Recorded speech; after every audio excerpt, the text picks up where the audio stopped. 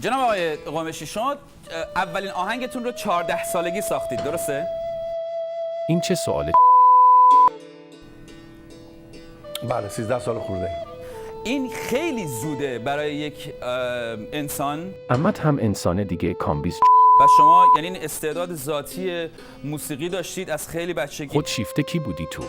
13 سالگی چه آهنگی بودون؟ مطربی بود و اینا؟ نه ای قای اقران به کجا می روی. خدا وکیلی آهنگاتون بعضیش خیلی غمگینه.